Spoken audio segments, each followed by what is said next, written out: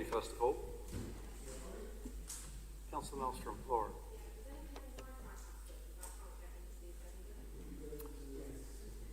Do we have any knowledge of Wi-Fi passwords?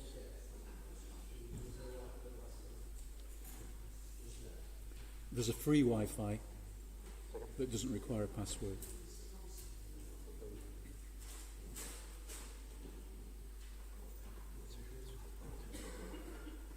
All right, okay. So if we're all familiar with the technology that's in front of us here, how do you turn it on? I believe it's is it the left-hand button to start with, and then the right-hand one to speak. Do you want to just try that?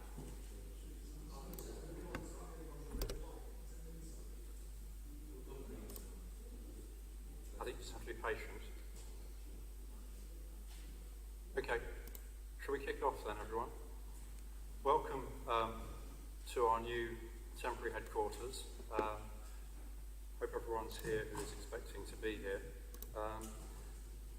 This is our annual meeting, so slightly different to the format of many of our other meetings. First of all, though, can we have apologies for absence?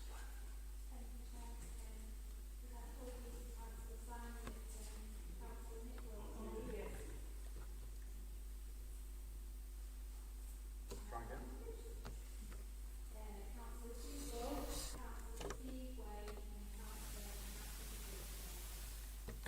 Okay, thank you. Before we actually get going, can I also welcome Stuart Lees as leader of the Conservative group, and Councillor Whitehead with his new affiliation with the Green Party group. Item 2 of the agenda, I am proposing to hand over to Aftab to take us through that, please. Thank you, Chair. Hopefully you can all hear me. So just moving to agenda item 2, and this is election of the Chair for the year 25-26. So if I could please, in the first instance, request nominations for a Chair. Councillor Buxton. You have to nominate Mr. Shea. And do I have a seconder? Yes. Want to come forward?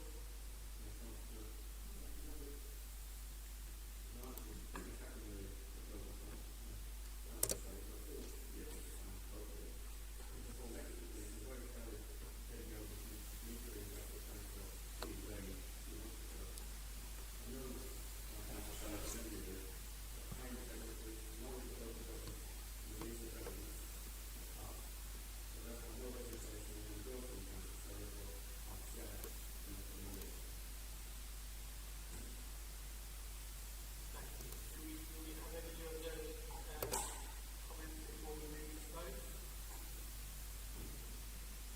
And if we move on to the vote, to propose Councillor Shelley as Chair for the meeting.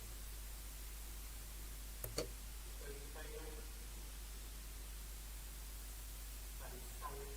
Thank you. I'll pass over back to you, Chair. Councillor Shelley, thank you. Thank you for those kind words. I will endeavour to live up to your expectations. So if we move on to item 3 then, which is the appointment of Vice Chair for the year 25-26. Do we have a proposer for that, please? Councillor Hughes?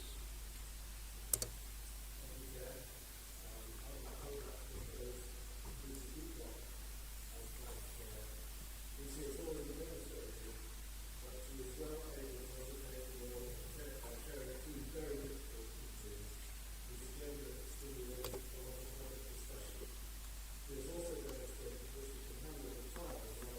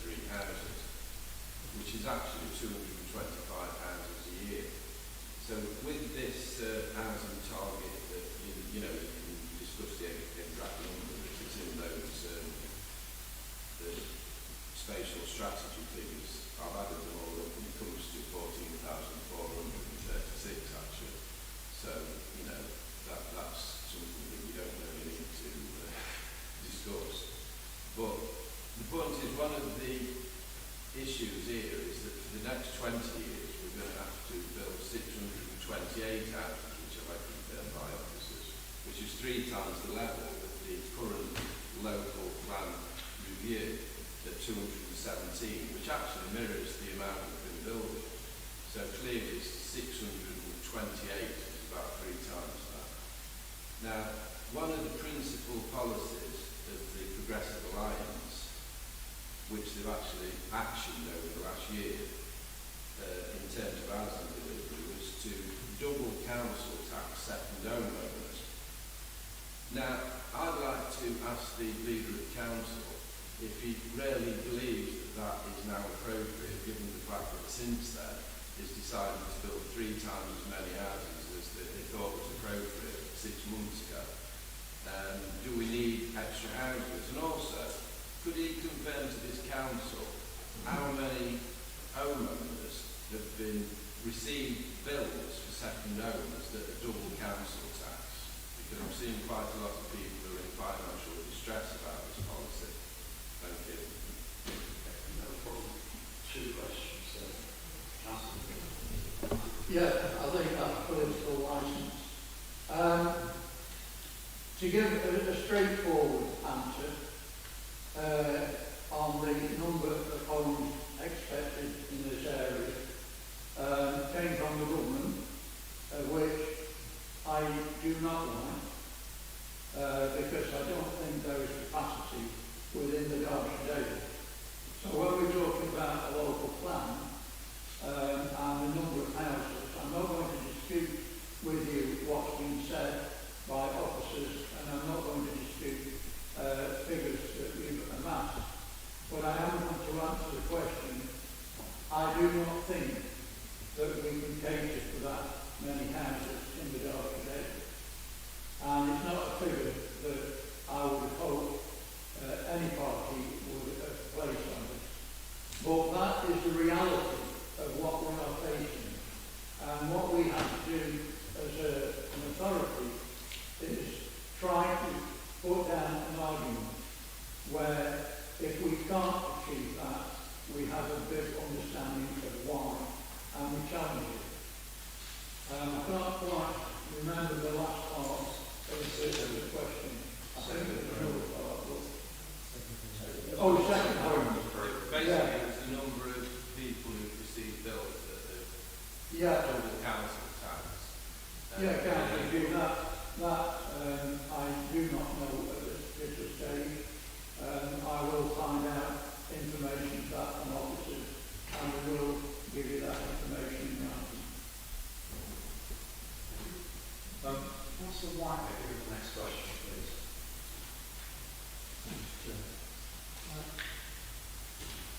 The lack of electric charging points across our car park estate is a major issue for both local residents and the many visitors to our Derbyshire Dales. The station car park in Matlock is a good example of an extremely busy car park with limited or no facilities available. My understanding is that we're currently in a joint project with the County Council to deliver this sort of work with some pace, although that pace has been incredibly slow until now. And now we have the threat of the new Reform administration taking over the leadership here at the County Council, and their clear stated opposition to any green-related policy. Could I now ask, from our council, where are we currently with this project? Do we still think, in our recent analysis, that this project is still deliverable with this partner? And if not, should we now consider whether we can extract ourselves from that partnership and look to conduct the work ourselves at a proper pace? Thank you, Chair. Thank you, Nick. Officers are aware of concerns. They've been raised by 2 members. We haven't received any complaints from members of the public or other residents. We have advised those members with an interest that this issue should be discussed with their group to determine a steer on this matter. Officers are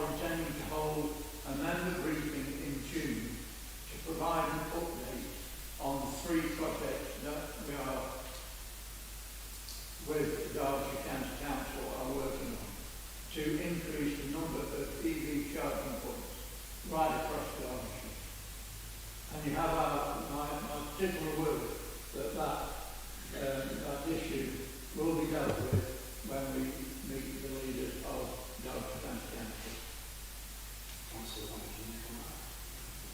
Just briefly, thanks, Steve. Really appreciate that. What I'd really like to see when you've had that meeting is coming out with a very clear direction about whether we will or won't be continuing a partnership. And then, probably whichever way we decide to go, I think what the council would really appreciate is some really firm timescales being presented back to us by the officers involved, so we can understand the pace of delivery. And if we don't think it's appropriate, maybe we can add a little bit of additional pressure to try and speed that up. Yeah, I've heard what you said, Nick. The officers have heard, and we'll take that on board. Thank you. Councillor Flitton, there have recently been significant fires on Beeley Moor and Robert's Edge. Can the leader of Derbyshire Dales District Council explain how the public space protection order is enforced in relation to fires and barbecues on Stanton Moor? There is understandably a great deal of concern and worry by residents in the area as to how quickly fires can spread and how many fixed penalty notices have been issued by Derbyshire Dales District Council staff on Stanton Moor and elsewhere. Thank you. Thank you, Sue.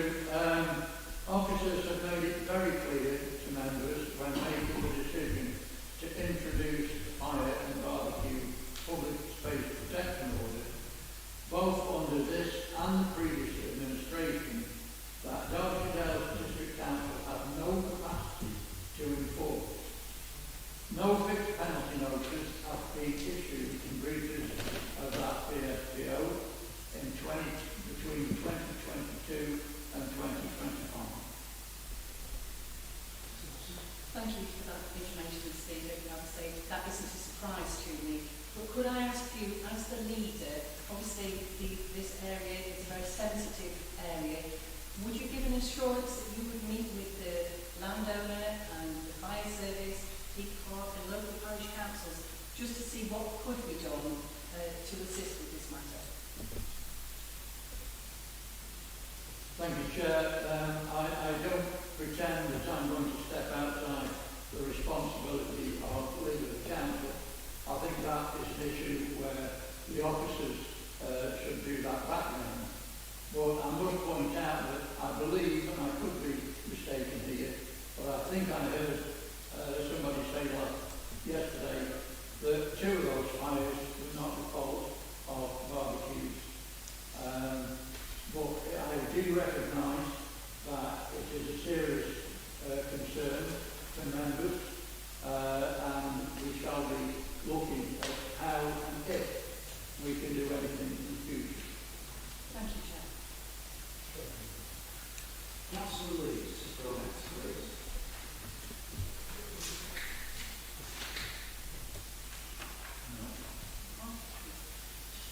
Thank you, Chair. Yes, I'll read both my questions out to begin with, then go after that. Can the leader of the council provide an update as to when a meeting with platform housing senior management can be had for discussions regarding our residents who are in our properties managed by a platform? A meeting was due to be had in November 2024, but to date has not happened. And the second question is, can the leader provide an update as to the progress with the planning and listed building applications regarding the Black's Head at Ashford, which was removed from the gallows in St John Street, Ashford?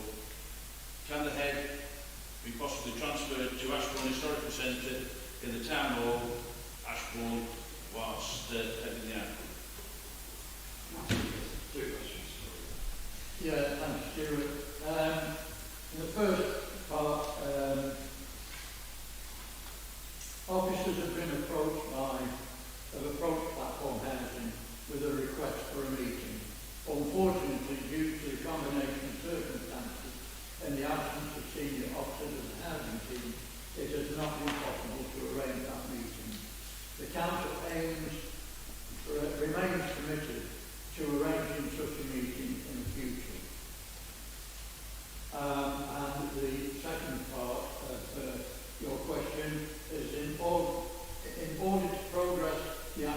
relation to the listed building consent, the council have had to commission the services of a cultural historian to investigate the origin and history, including the social context of the gantry sign of the Green Man and Blackshead Hotel. Excuse me. A draft report has been received and applications have been submitted in due course. In the meantime, the head remains in the possession of the Derbyshire Records Office, where it is proposed to remain until such time as that its necessary applications have been determined.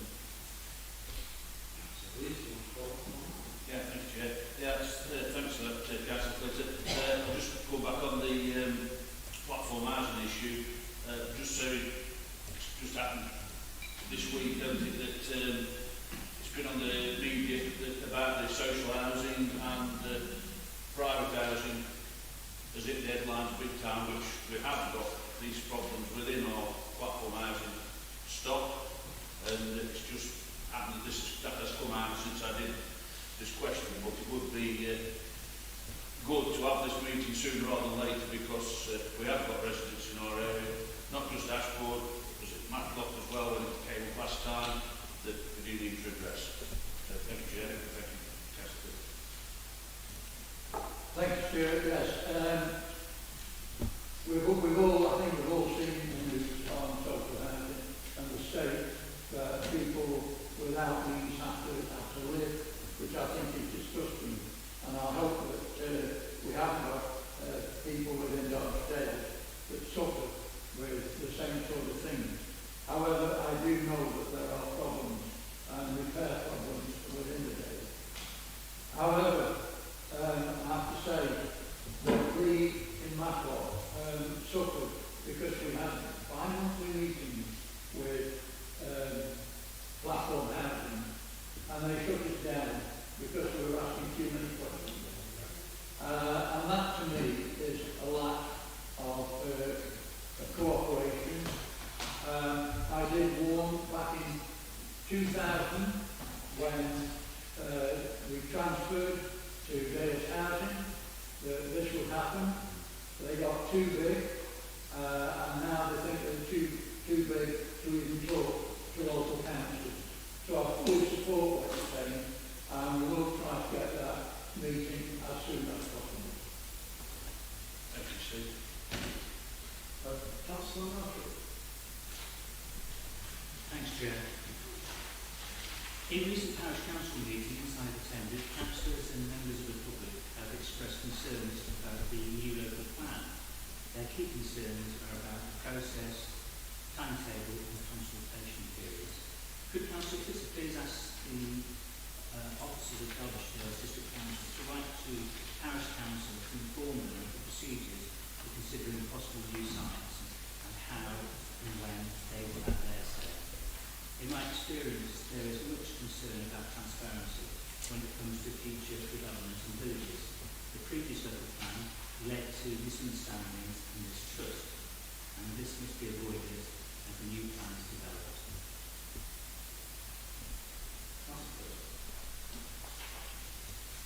Thank you, Dermot. As I set out in my response to Councillor G, the review of the local plan is a priority for this administration. And in order to increase transparency, a local plan subcommittee was established to replace the informal, less transparent working group that was operating under the previous administration. As Councillor Murphy will see from tonight's papers, we have reflected upon the operation of the local plan subcommittee, creating a new local plan committee, which will report directly to Council, thereby increasing the transparency and trust in the local plan process. The preparation of the local plan is extraordinarily complex primarily because we have to ensure that we have the correct evidence to support our approach. as well as being all statutory requirements and addressing the government's wide range of planning policies. The changes in the housing requirements introduced by the government at the end of last year has in essence meant that we now only have 18 months to complete this task and have a new plan submitted by the Secretary of State by 31st of December 2026. As members will be aware, there are already there have been already two rounds of public consultation on the local plan, and two more are scheduled to be undertaken before the draft local plan is submitted to the Secretary of State. This has and will continue to allow town and parish councils and their residents to be engaged in the local plan process. Having said that, I am happy to ask officers to set out a local plan review timetable for town and parish councils and to identify when there will be an opportunity to meet them and engage with them, provide review to the district council.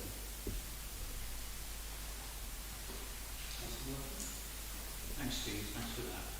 I think one of the new motivations for locals is the changes to the planning process, where possibly some of these applications of small scale may not actually make it to the planning committee, so they feel that they want to possibly observe and have their say about potential sites that might be put into the plan in their villages. Speak now or hold peace, because they might have an opportunity later today. I'm sure you appreciate that.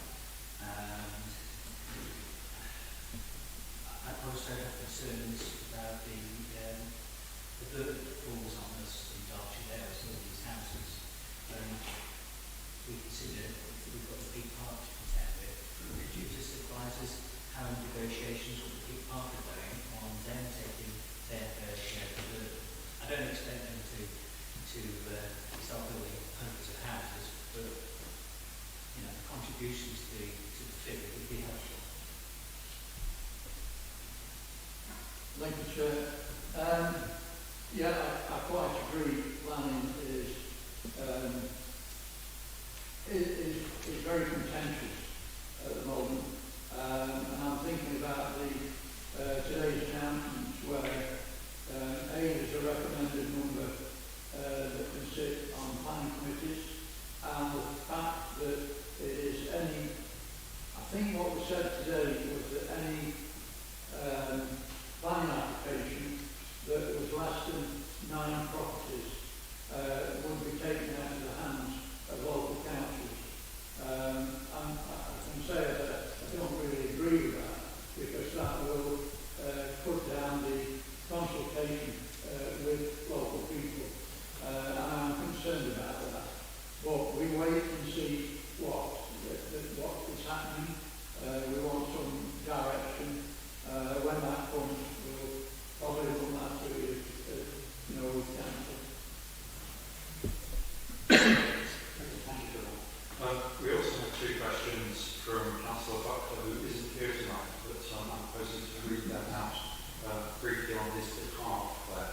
So the first of those is 60 years ago, several of us, including me, Councillor Buckler, came onto this council, and one of our key priorities was to address the increasingly urgent issue of climate change.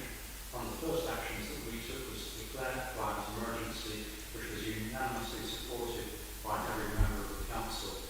Will Councillor Twitter restate this council's commitment to reducing our carbon emissions as quickly as possible, as we need to halve our 2020 emissions by 2030 and again by 2040, so that we can be net zero by 2050. Recognises our biggest issue is the amount of fossil fuels that we and our partners, such as in our waste contract and leisure centres, still use. Thank you, Chair. Whilst this is quite a challenge, I can confirm that our commitment to tackling climate change and reducing our carbon emissions is as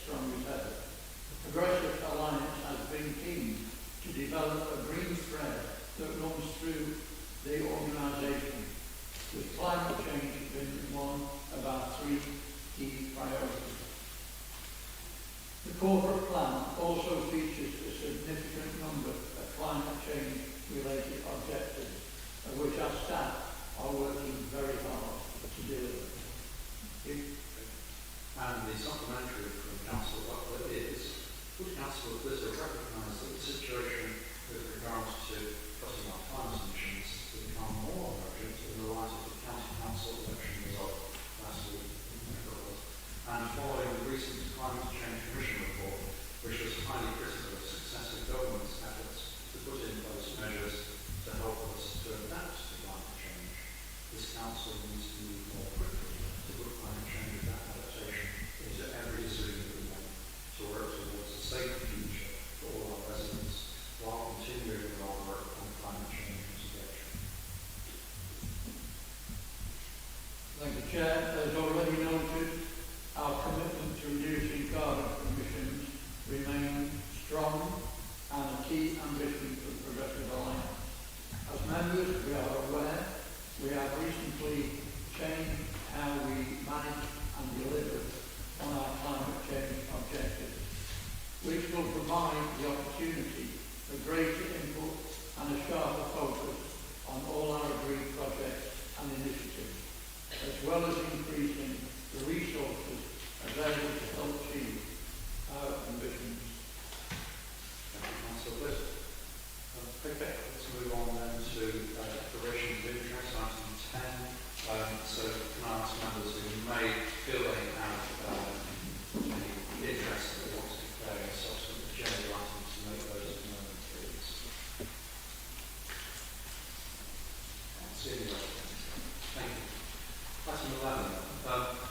Membership of political groups, political balance, and entitlement to seats on committees. So you have that as a separate item in your act. Councillor Leader, question.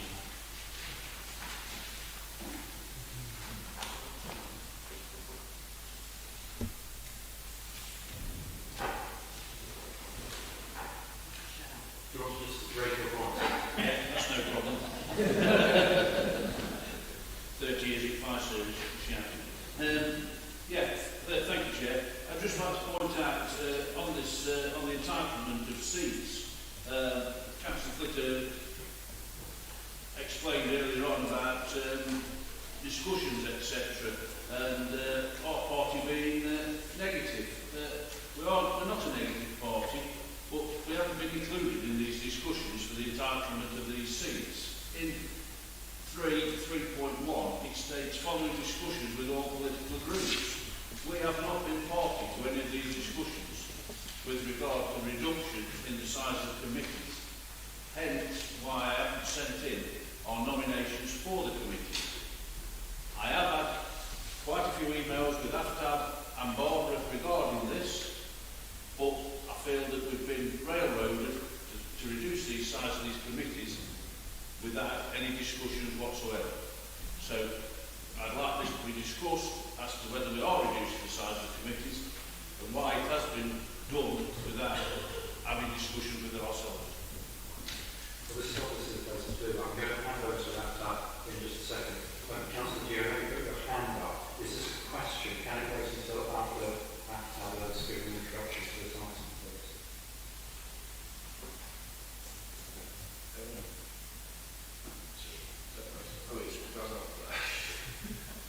Is that okay? My interjection is about allocation on the, the principal committee. So I don't know whether that's a question or just part of the debate. I think it's a question which we can come to in a second. Yes, you can just wait. Yes, absolutely. Thank you. That's fine. Over to you.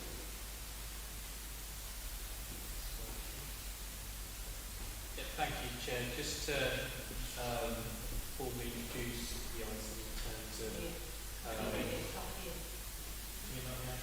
Okay. That's great.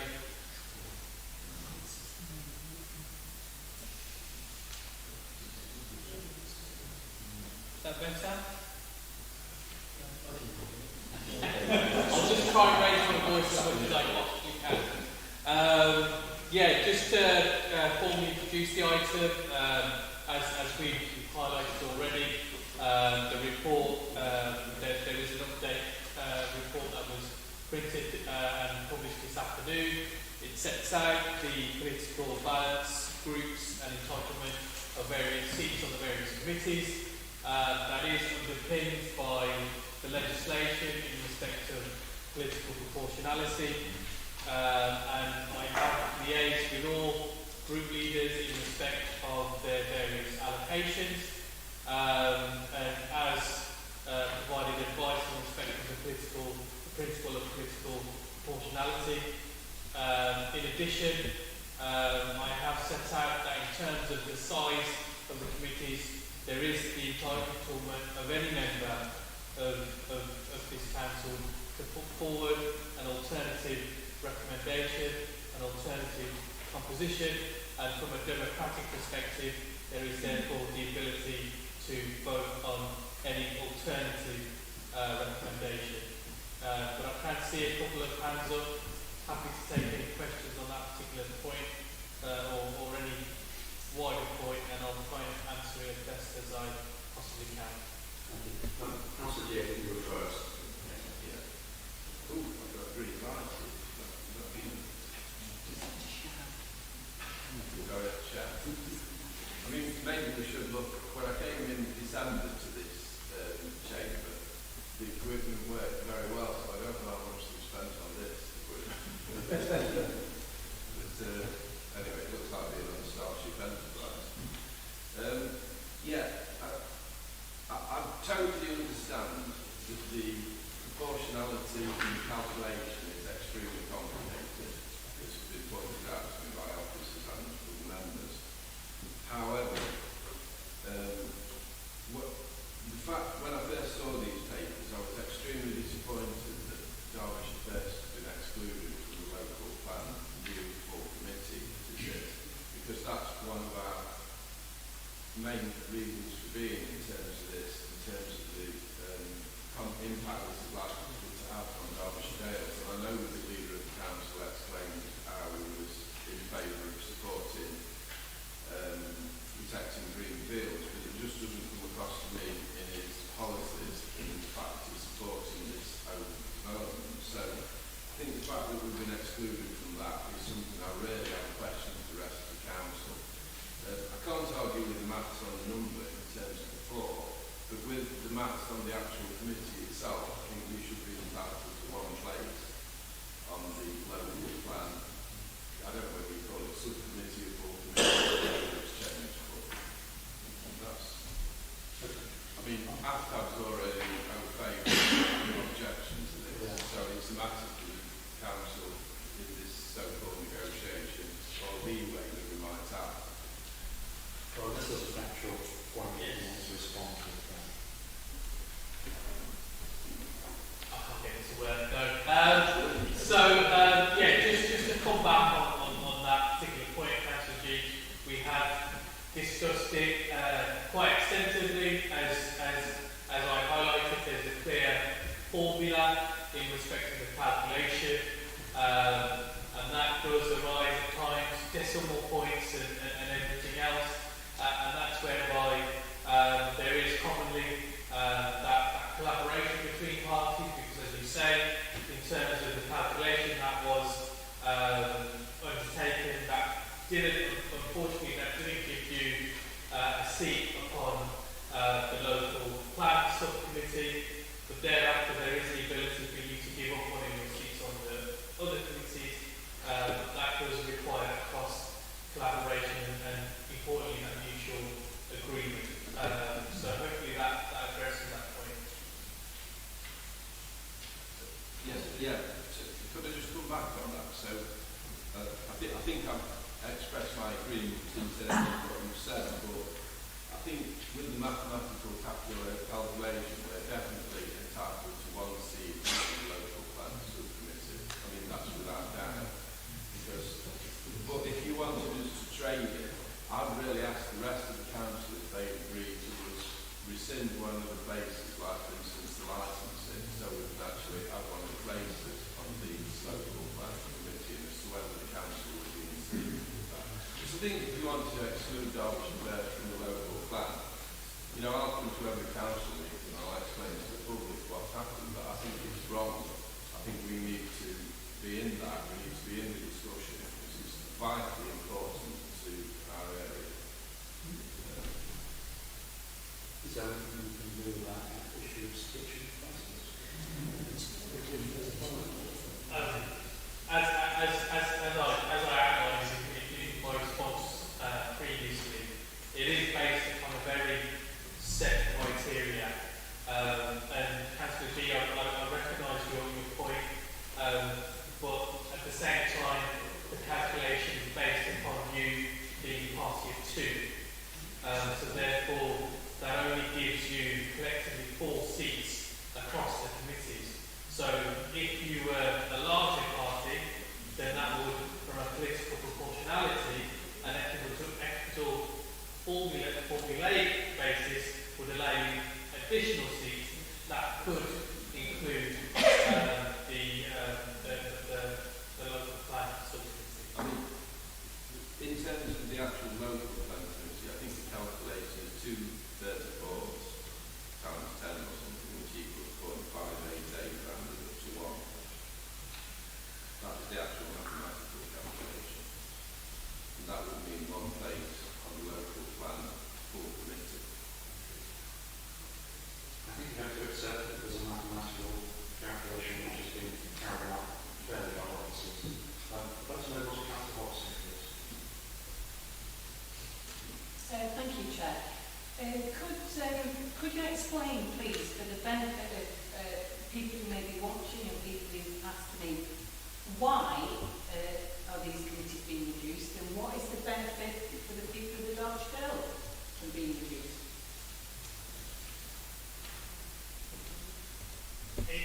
In terms of the size of the committee, the recommendation is as before you. In terms of the point that we discussed, Councillor Hobson, in terms of the transparency, the balance across the various committees, it is based upon the political proportionality, and there is a fair representation across the committees in respect of across all the political parties, so that ensures a fair voice for all the political parties. That's the reason why that is a recommendation based upon the Progressive Alliance. It is one which is not unprecedented. We have had previously a change in the size of the committees. It's a reflection upon the assessment in terms of how the committees are working. Are they too large? Are they too small? Etc. And then that allows a recommendation before you. But as I said, there is the ability to put forward an alternative recommendation. That is the democratic right of every councillor within this chamber. Thank you. Can I come back though? I accept what you say, but what's the benefits for the people of the Derbyshire Dales of smaller community sizes? What's the benefit to the ones?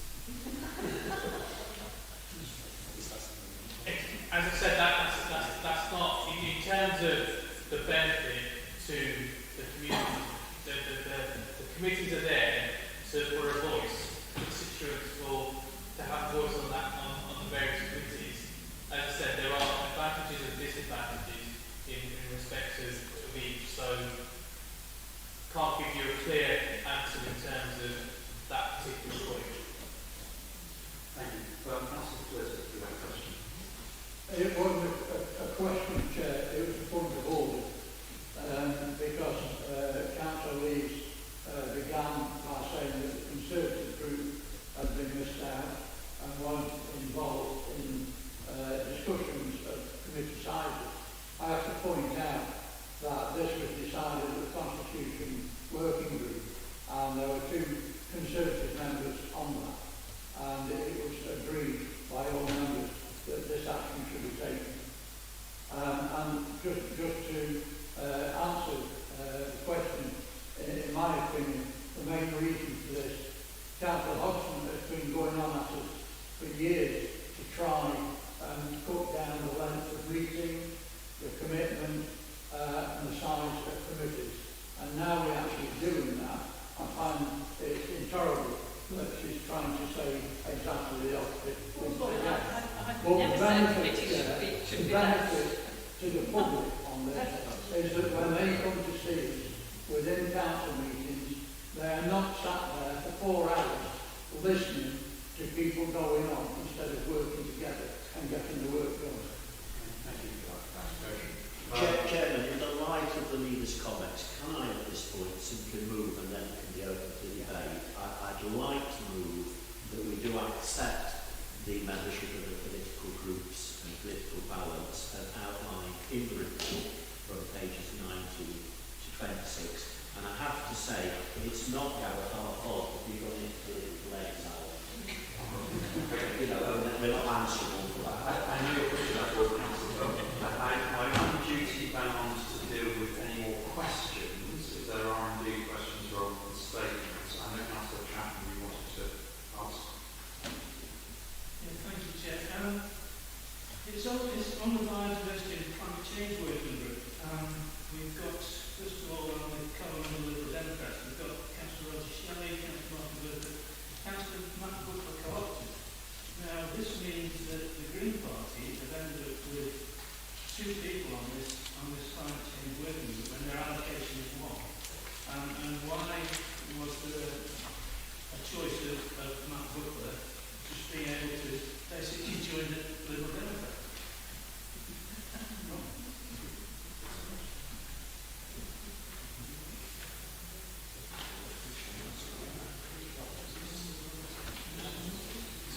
Happy to answer that as best as I can. In terms of that was an agreement made between the Progressive Alliance. It is that cross-collaboration which they are in part of as being part of the Progressive Alliance group. At the same time, what I would also point out that the working groups are not based upon political proportionality. They are not bound by the legal test, but at the same time, the discussions that were had was that they wanted the groups wanted to ensure that there was that fair balance across the working groups, and that allowed the formula to continue within those working groups. But as I said, from a strict legal test perspective, there is no requirement for that to be based upon in respect to the working groups. Yeah, it just seems like the back door when you get into it. I mean, why should the co-option be done without any real consultation? Because that's what the rest of the membership is, or the representation is supposed to be looking at. Can I clarify that, Chair, please? I think we're getting a little bit very because the fact is that when we moved it to 9, we found out a very important member that contributed to that group was just off the list, and it is within the gift of the Liberal Democrats to hand that over to Matt as a Green member instead of putting 4 members forward from the Liberal Democrats. Okay, thanks for that clarification. Councillor Fox, there's a question for you. I'll come back in debate. Okay, I'll come back instead. come back to you. Councillor Edwards Walker, I know you had your hand up. Is that a question? Yeah. I'd like to ask who was it decided that Councillor Junior and myself would be better served on the licensing committee rather than the local plan, when both of us were on the local plan committee prior to our change to Derbyshire First, and neither of us have served on the licensing committee, which is leading us to Derbyshire First, basically. Yes, happy to come in on that particular point. The political proportionality legal framework, as I said, that underpins the allocation is based upon the size of the various committees. So the non-allocation on the local plan subcommittee is based upon the size of that particular committee. So it is not, there is no discretion as to picking which seats go on which committee. It is based upon the actual size. Yes, but isn't the calculation 2 divided by 34 multiplied by 10 for the number of people on the committee? which is 5.588, which is new to 1 and 0.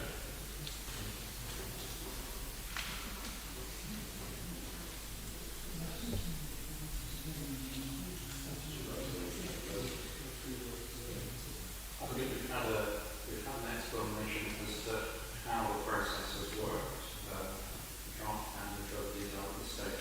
Councillor G, is this a question? Yeah, no, well, because Adam's kindly suggested that it is possible within the power of this council, could I make a proposal that the local plan committee is increased to 11 to allow one place to be allowed to establish first? And then it's up to, if we've got somebody to second that, we can see if the council will support that change.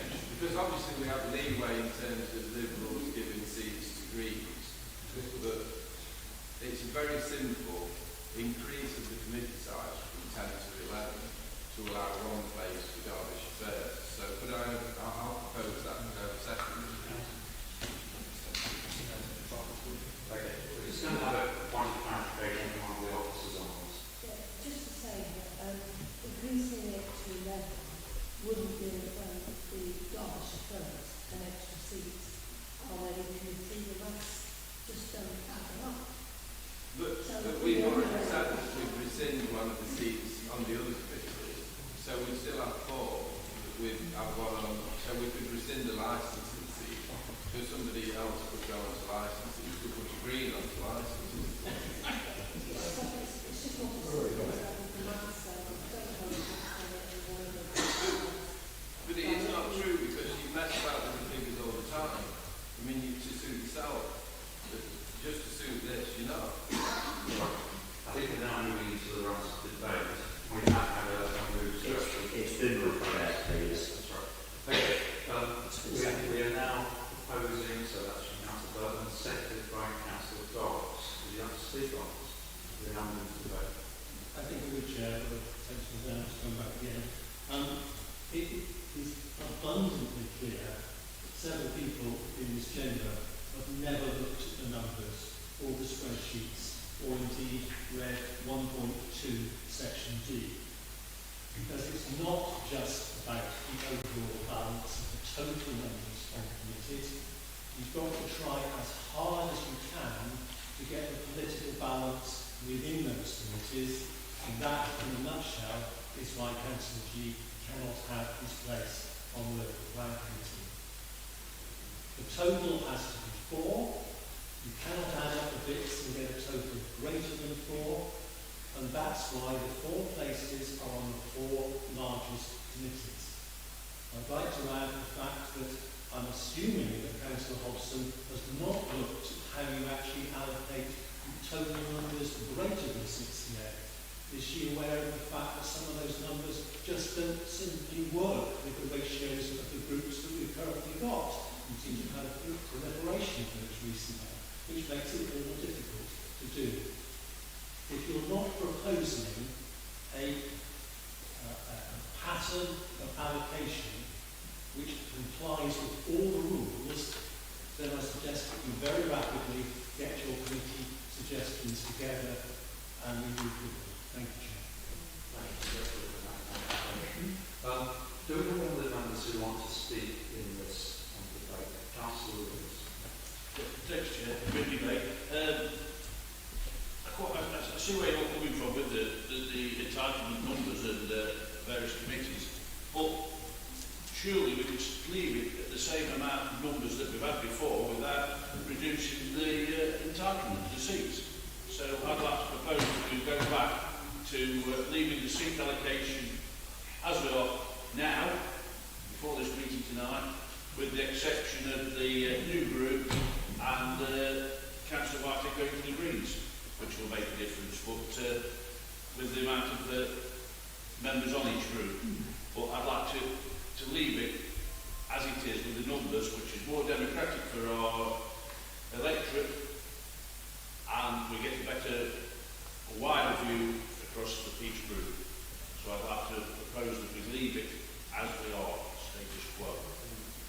Okay, I'm confused here because the status quo no longer exists. Well, I'd like to move it back to where we were before then. Okay, I don't quite see how that would work, given that we have a new political party here. I don't know what's there to write on that. Councillor White. Should be the seats on the committee, just leave more seats in each committee, isn't it? If you've got a proposal, I'd like to see that in the form of words, please. Councillor White, have you moved on? Thanks, Chair. Just a couple of points. I have some sympathy with Gareth and Nigel. I think they've come and offered a proper meaty sort of committee to give us, like C&E, and then maybe we would have been more interested in alignment to the local plan.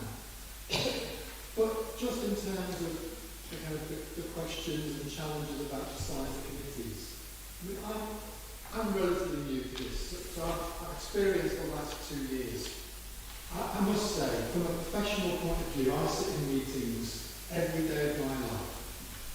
Honest to God, these are some of the worst meetings I've ever sat in. And it's because the meetings are too big, there's too many people repeating the same thing over and over again. It doesn't add any value. It doesn't represent our communities in a really positive way. So actually, we all need to find a way of working in a collegiate and collaborative way right across the whole council so we can move things forward. But we also need to work with real efficiency and pace, because I say that's probably my biggest criticism in terms of how the whole council works from a government point of view. It's just far too slow and ponderous. And we could be making much better, quicker, better decisions with a much better approach. And I do believe that actually having smaller committees and smaller meetings will be a huge step forward in that. And I thought I'll echo some of the comments that Gareth has made in previous meetings about his experience at Amber Valley and how they conduct their sessions. Some really good feedback. And I think we're just trying to take the learning from other organisations and implement it so we can get better at the job we do. So I'm in full support of reducing committees. I would reduce them more. That's the last one. I'd just like to say, in terms of the benefits of reducing community signs, I can see two other benefits in terms of carbon reduction and less cost to the taxpayer. The reduction in the number of councils travelling to Matlock for these meetings, which are all in person meetings. Thank you. All right. I can't see any other hands up from people wishing to speak in this. We have a proposal and a second for the item which is on the agenda as it is set out in the report. Sorry, Councillor Lewis. Yeah, I'd still like to propose that we have the committee sizes the same as what we had in previous years. Okay, so that's a proposal. Do I need a second for that? I'll have the second one, Chair. That's awesome. Just to come in on Councillor Lee's proposal and picking up the point that's been made in the actual debate. The report before you sets out a clear composition in terms of the various committees based upon the formula outlined within the legislation that underpins political proportionality. If you are setting out an alternative recommendation, then there is the requirement of the detail that sits behind that in terms of the allocation in respect of the various committees. So I do think that needs to be clear in terms of if you are proposing a recommendation. Okay, so we've had some advice there from officers about what you're proposing. You still wish to go ahead with this as a proposal? Well, it seems pretty obvious that somebody could go ahead, so no.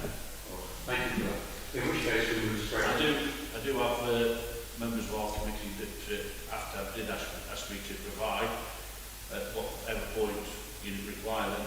I have got them written down. Okay.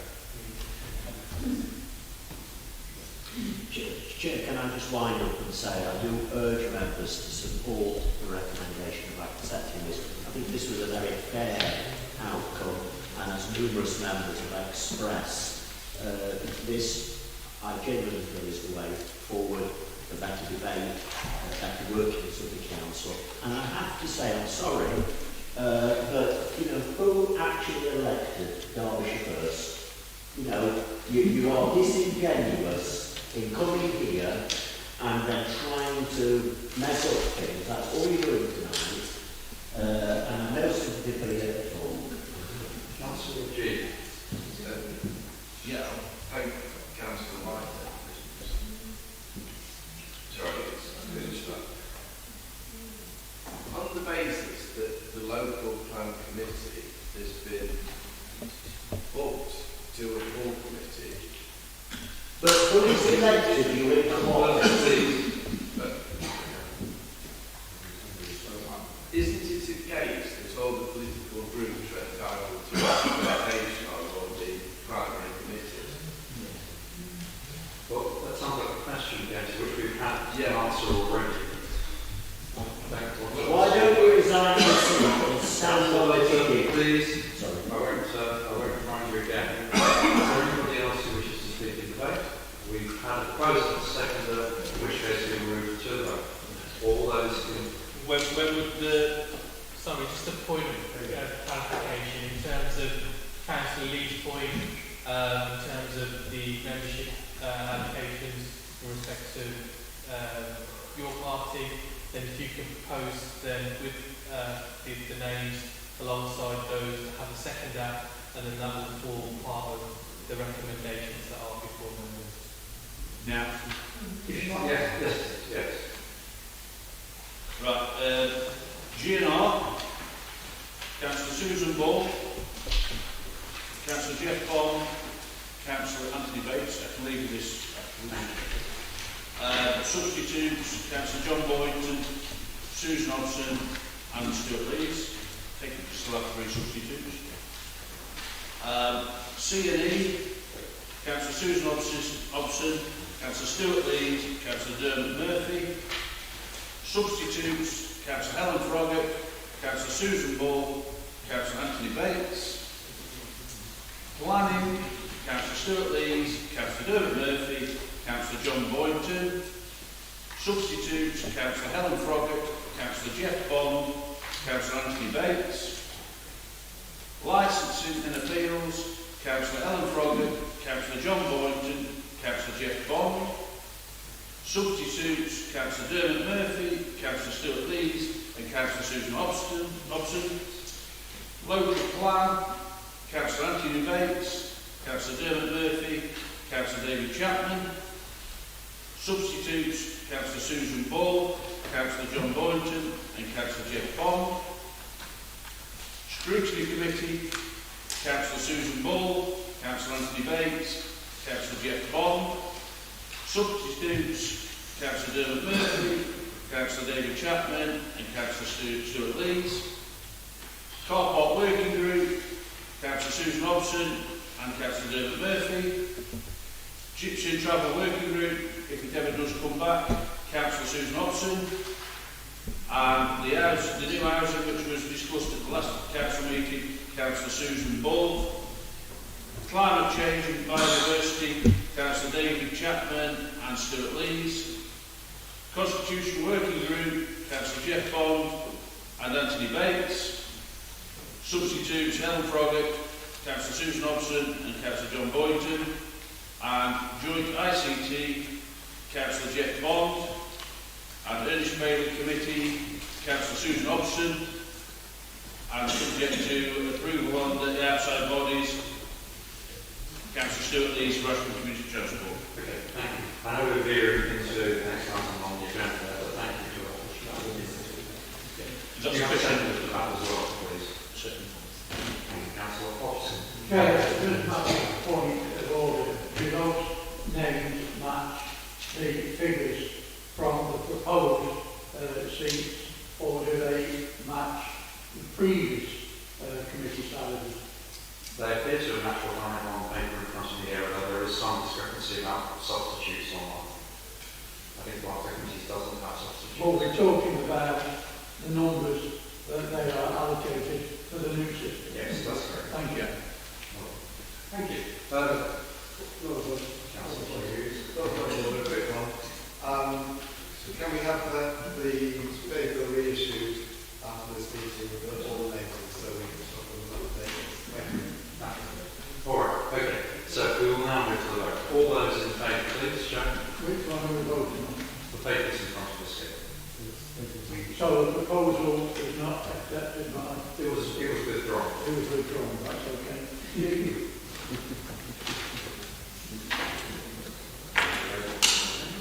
And those against? And abstentions, please. 2 abstentions. Thank you. In which case, that is clearly carried. Thank you, members. Let's move on to the next item then, which is item 12, which we've merged into already, which is scheduled nominations to committees. This is again one for you. Yes, thank you, Chair. Just to introduce the item, it is as printed. Don't have anything further to add, Chair. Happy to take any questions in respect of the contents if there are any. I don't think there are any further questions on that. We've covered that quite comprehensively, I feel. Do we have a proposer, please, for the Scheduled Nominations Committee? No. Councillor Chapman, and seconder. Thank you. Which one, Chair? So what item did you throw out now? Item 12, which is the one that you just read out. Yeah. So you're a little bit ahead of the game now. That's fine. Okay. So do we have any debate on this? Any members wishing to? Councillor Martin? Yes, Chair. I'm afraid I need to express my regret that probably the one council of our 34 members of the total has got more qualifications and experience to serve on the joint chair of the planning committee as he has for the past 2 years, and to serve on the planning committee as well as being vice chair of the committee and planning committee for the last 2 years. And development as a good friend of mine actually has been withdrawn from those committees. So he's not actually on either of those committees at all. So I really am sad about that because I think he just contribute an amazing amount to this council in terms of his contributions to those 2 committees. And I very much regret the fact that he's no longer serving in those committees according to these proposals. I know that many of us share the sentiment that his work has been invaluable. Unfortunately, we're faced with a situation where we have the nominations in front of us from the groups. Do we have any other matters for debate? No. In which case we are moving to the vote on this. Could again we have those in favour of this show the nominations?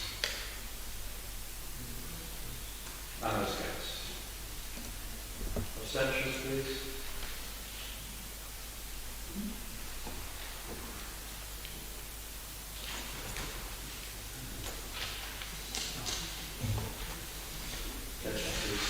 Clearly carried. Thank you, members. So we now move on to item 13, which is appointment of chairs and vice chairs, pages 27 28 on your agenda. So again, this is for you to introduce yourself. Thank you, Chair. Again, as printed, Chair, nothing further to add. Happy to address any questions if there are any members. Do we have any questions? No? Do we have a proposer, please? Council, second word. Thank you. So the proposer, the second. Any debate on this from members? Right. Oh, thanks so much. Thanks, Chair. I'd like to agree with Councillor Martin Burgess. It's sad not to see Peter Ryan. He's been a great font of knowledge and advice and wisdom. Politically, I wouldn't agree with him on a lot of things, but I recognise how good he was in the planning role that he had. And he ran the meeting well. All of them did, but his knowledge and experience and his previous life experiences was very useful. Yeah, I'd like to echo that. I think Peter's been an excellent chair of the local plan subcommittee, and also at planning, when I've had occasion to go and speak, he's been a most helpful and good chair. Got everyone's what they say, and move to the vote, please. Those in favour, please show.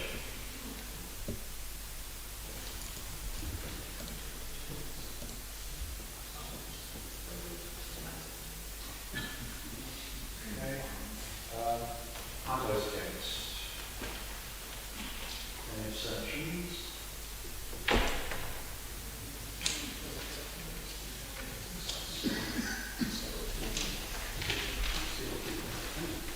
Thank you for that. On to item 14, which is the calendar of council and committee meetings for the year coming up. That's pages 29 to 42 in your papers. Yes, thank you, Chair. Again, Chair, the report is printed, is self-explanatory. Again, happy to address any questions if there are.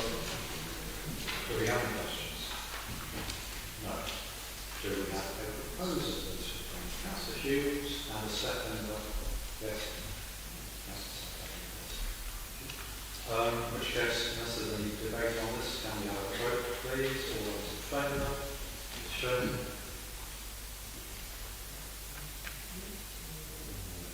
This is unanimous. Nobody against. Abstentions. Thank you, members. On to item 15. This is appointments to outside bodies for the municipal year 2026. Ranges 43 to 50. I have this here again. Yeah. Councillor Buttle has a hand up. Happy to. I think we've had a line drop off the bottom for the outside bodies. Our appointees to the British National Park Forces, which I believe are Anne Nash and Matlock. And I think, could we just take that as read, as that's what's in that? Councillor, people are elected for these. It's suggested it's a 4-year appointment, which is perhaps what I think on body.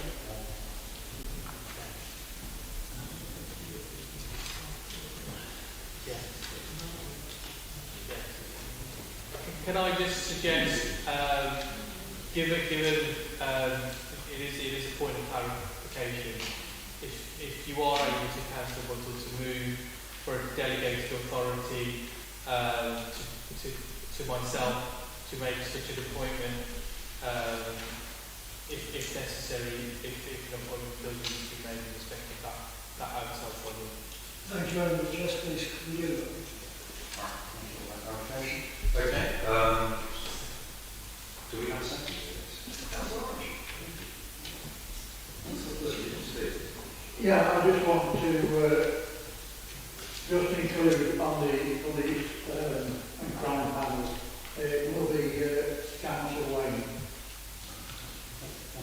Okay, thank you. Secretary, there is a note, I think, but no, so can we move to all those in favour of this show?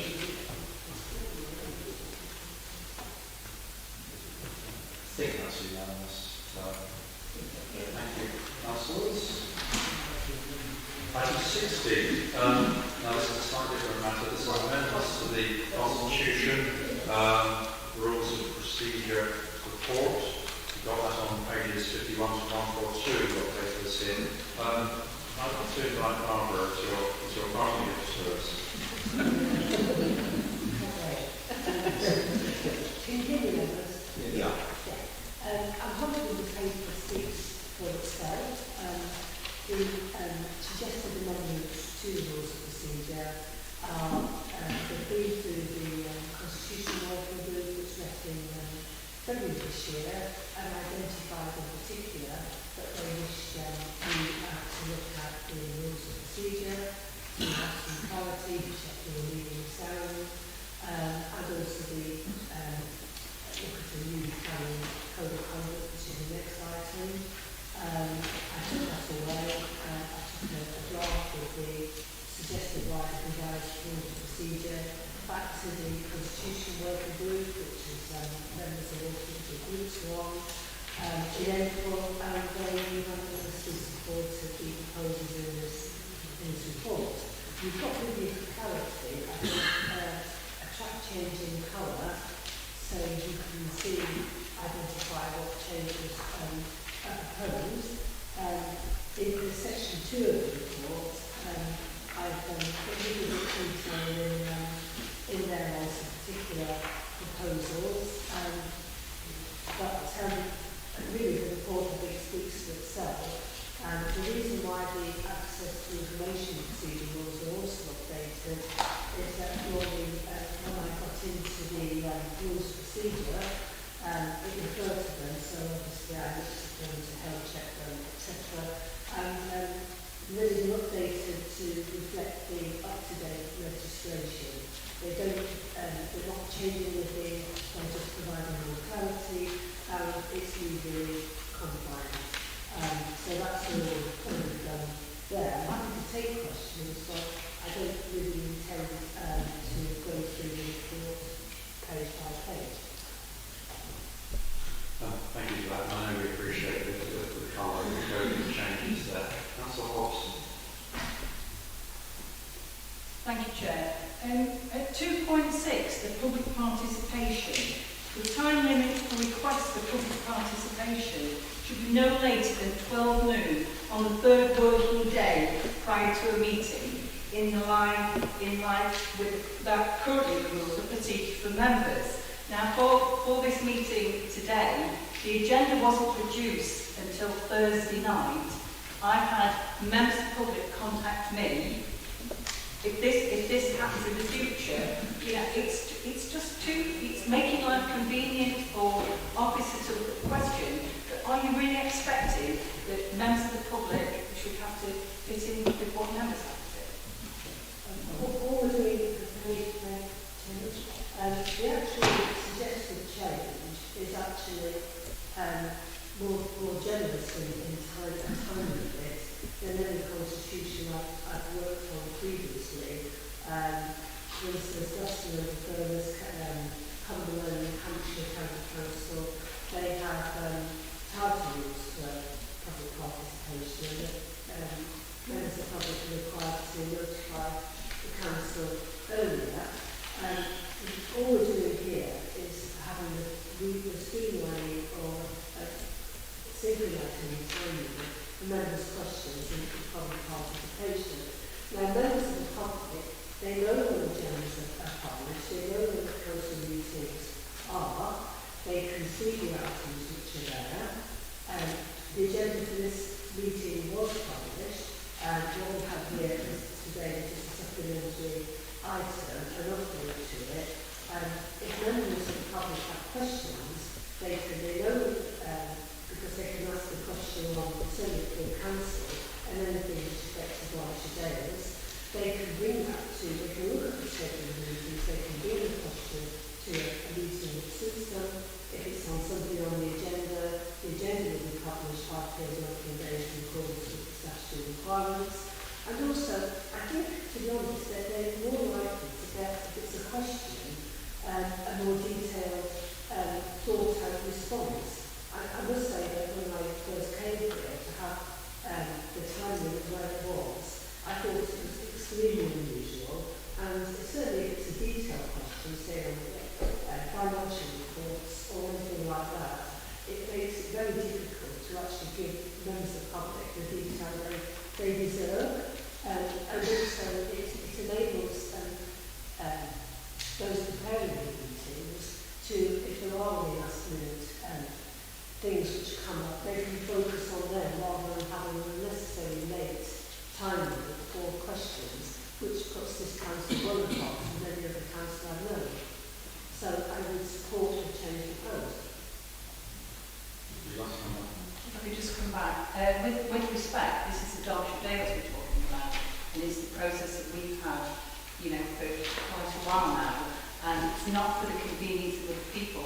I know certainly one parish council chair has contacted the committee, and we're not allowed to submit their question or come to speak today. So I cannot support it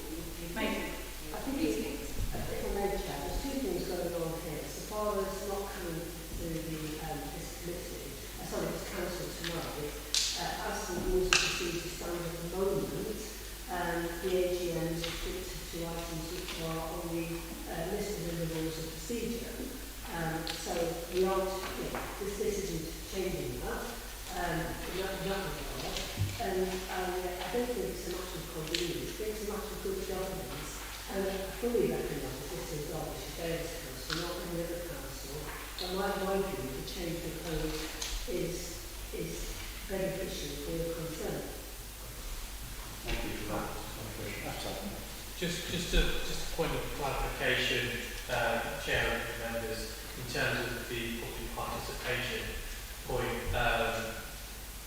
The public participation point in respect of this meeting was not limited because this is an AGM, and public participation is ring-fenced in terms of ordinary meetings. In terms of public questions coming forward, they are not dictated by the agenda themselves. There is always the ability for any public questions to be coming forward, and that they will then be considered at the next meeting of full council. Thank you. If there's no further questions then, we'll see a proposer, please. Councillor Dobbs, and secondly, Councillor Butler again. Would either of you like to speak to this? I will briefly, Chair, thank you. And thanks to Barbara for this major revision. It was quite daunting when it came to the Constitution, but we stuck with it, and we can see the logic, I think, of the changes, which is just making it make more sense, as Barbara said. There were some more significant changes, and some we said no to, and one that we've just been discussing, we can see complete with the logic of it and accepted it. So it has been through Constitution, and I do commend it to the Council. Would any other member like to speak on this? No, in which case we are moving straight to vote. Could I see a show of hands in favour, please?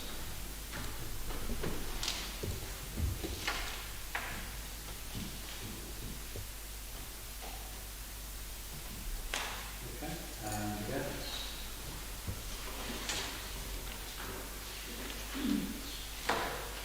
And abstentions?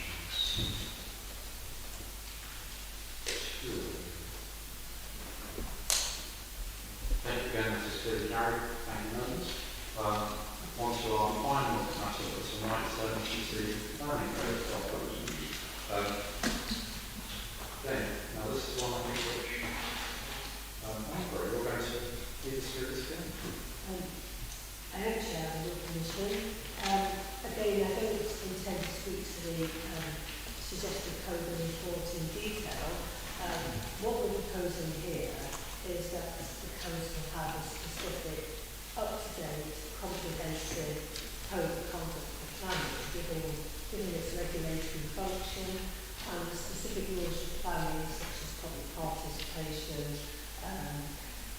order speaking, how many speakers, and so on and so forth, are contained within that specific code, rather than in the rules of procedure. Obviously, if members approve the code tonight, a link to the code will go in the rules of procedure, so if they're either ever amended in the future, you always have the most up-to-date version. But it covers things like interest. I put in the section on bias, predetermination, predisposition, which actually follows the, what I would put in there, follows the statutory provisions in the Local Act and common law provisions. And we're lobbying a couple of reasons for the committee dates, some suggested as to training, attendance at meetings, pre-application, pre-decision guidance, the report process itself, representations, and the amendments, recommendations, and site visits. So I think it's really, a lot of it's probably happening already, but it provides some clarity, and hopefully it will help new members on the committee and existing members, and they'll have quite a bit of information there. I mean, one thing that we're suggesting in there is that, say, when an matters deferred for whatever reason, a member of the committee needs to be at both the, to speak on that deferred item, needs to be at both the meeting where it was discussed before, was already debated, and the second meeting, which makes sense, and it follows the case law. There was a recent case in the C3 court where the judges they held that they were in favour of that. And so everything in here follows case law, statute and good practice. So nothing really to say, and I would be happy to answer the questions. And all around. Okay.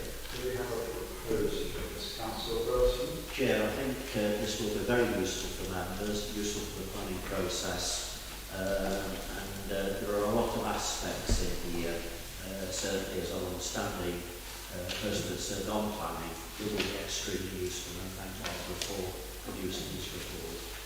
So I formally agree. And a second, Councillor White. Yes. Does anybody wish to speak for Councillor Super? Thank you, Chair. I would like to just bring up on page 153, which is item 2.16, and I wonder whether members, particularly those on the planning committee, actually realise that that is quite a change to what we've done in the past, in that we are now on the planning committee and an application is actually going to be is in your ward that you will have to leave the room and not take part. That is quite a change actually from what we had before, so I would like to hear what the reasoning is behind that. But I'd also like to just ask a question that says, after exercising any right to speak, which a member of the public would have. Now the member of the public only has 3 minutes, a ward member has 5 minutes. There's a question again, but okay, we'll reverse to that if that's okay. Yeah, I think it's the intention here is to distinguish between the role of a ward councillor and a member of the planning committee. But sometimes a ward councillor will want to come and speak on an application anyway. So if they want to speak, as you say, possible that they would be able to do so. And I think then in the time limits, I think we're saying 5 minutes for the ward council, that would be fine.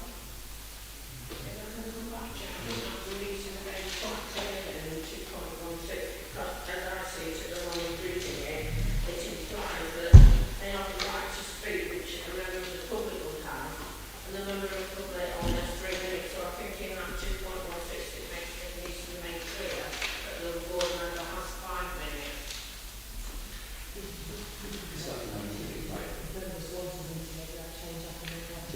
Do we have agreement from members to do that?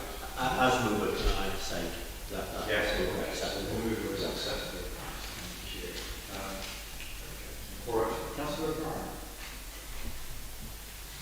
Yeah, thank you, Chair. And I just want to preface my comments on this report by thanking all members of the Planning Committee from all parties for their support over the past couple of years, particularly my colleagues, David Burton and Sue Burton, who've been my work as a team.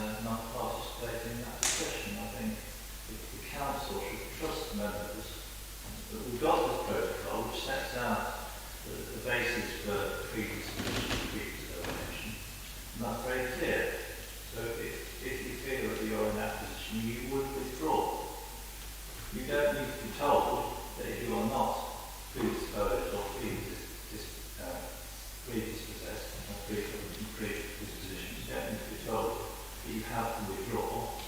I think that's generally illegal. If you want, why should you withdraw? So I would not support the requirement to withdraw. I think that should be left up to discretion of members. I mean, would it help if it said should consider leaving the room? Well, however it's worded, my personal view is it's not for the council to say that members who have to withdraw. If we put in that concept says the member should leave, if we put the member should consider leaving, would that address your? That would address my personal concern. Okay. Thank you. I've got a number of hands up now. Councillor Hughes, first. Thank you, Chair. To first draw my attention to this before the meeting, I was quite happy about it. But having given it thought, I'm now not happy about it. I believe that this gives a developer, if the wording was changed as Councillor O'Brien is agreeing to, then it would give any developer the opportunity to say any ward councillor who voted against the developer's proposal, the developer could argue that the councillor was predetermined and therefore the vote was wrong, was null, and it shouldn't have happened. So I cannot see that we can change the wording in the way that you're suggesting, Roger, and Councillor Brown is agreeing to. I would like to know what other councils have similar wording in any planning code of conduct, and whether it is in any law or is it the result of any court proceedings. I cannot see that how now, given the discussion that we had, we can have anything to do with that paragraph, and I believe it needs to be withdrawn fully from it, because I think as it stands, it gives opportunity for allegations of predetermination. Therefore, I'm proposing as an amendment to that 2.16 is withdrawn, and that we rely on other paragraphs in this code of conduct to determine predetermination or otherwise. Chair, as one of the vice chair of the planning committee, I would like to second that proposal. I think we've heard wise words from Councillor O'Brien, we've heard wise words from Councillor Hughes, and I think that I go along with the proposal that we just withdraw that whole paragraph. We need to be in a position where we use our judgment. I'm sure all of us on the planning committee are perfectly capable of realising whether we have put ourselves in the position of being predetermined. And if we were considered to be predetermined, then I'm sure someone would point that out. But let's go along with members' judgment. I'm sure, as I say, everybody on that planning committee knows what being predetermined is, they know what being predisposed is, and they know the difference. So leave it to members to make that really important judgment. Thank you. Now, a brief interjection, please. Yes. Just perhaps just to assist members, and happy for Barbara to come in, given she's leading on this. So just in terms of just listening to the actual debate, I think it's important for members to understand that in terms of predisposition and predetermination, it is, yes, there is the objective test from a legal perspective, but it is effectively a subjective assessment for each member to make in respect of whichever application is before them. And therefore, if they do feel that they are of a predetermined point, then they are required by law to lead that actual committee. I think in terms of the actual protocol, what that sets out is an effective guideline for all members in terms of being required to leave the room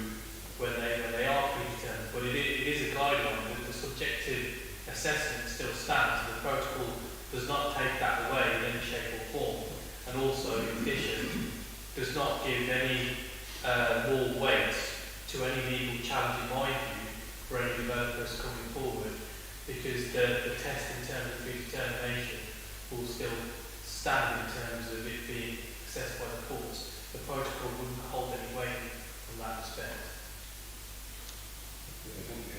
Now, I've actually got 4 hands up wishing to take part in this debate. We do have a proposer and a seconder for an amendment vote to this.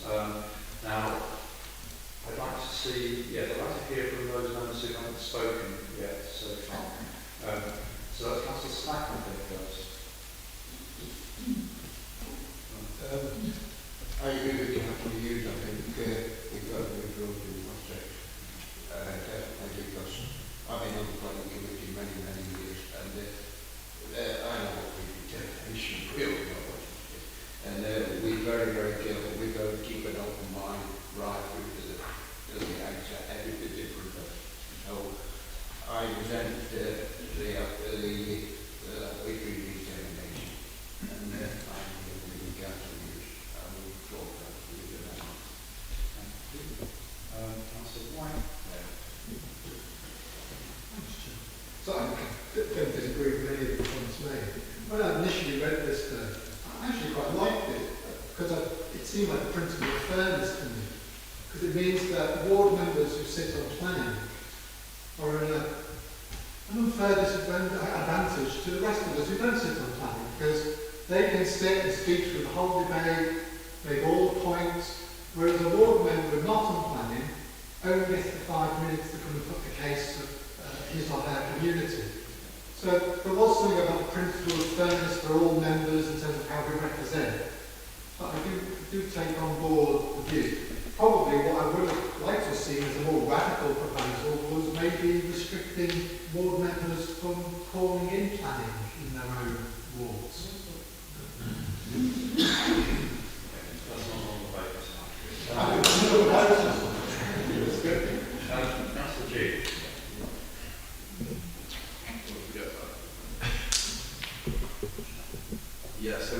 I'd like to echo Councillor Bedford, Councillor O'Brien and Councillor Hughes. I mean, you've got to remove this item. You can't distinguish between ward members. It's ridiculous. I mean, especially given the fact that the way our area is, it's a very large area and probably the most knowledgeable. But the idea that it's predetermined is ridiculous. You just have to remove it completely. So I totally thank the other members for bringing this up.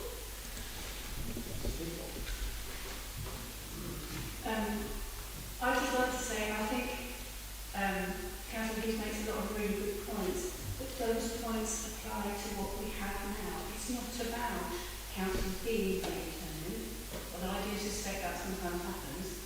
It's about the appearance of predetermination. This completely removes the appearance of determination, and I don't support this amendment. I think we've heard from everyone who wants to speak. So we do propose an amendment for Councillor Hughes. You'll understand what that means. It's the removal of this paragraph 2.16. Councillor Hughes?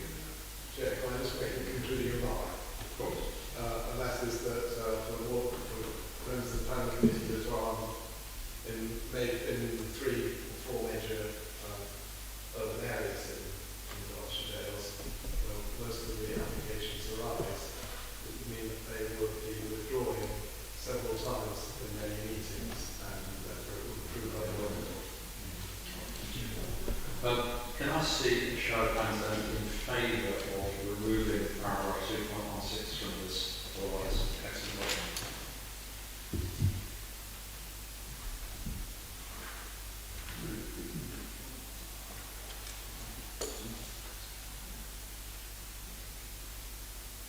And those against?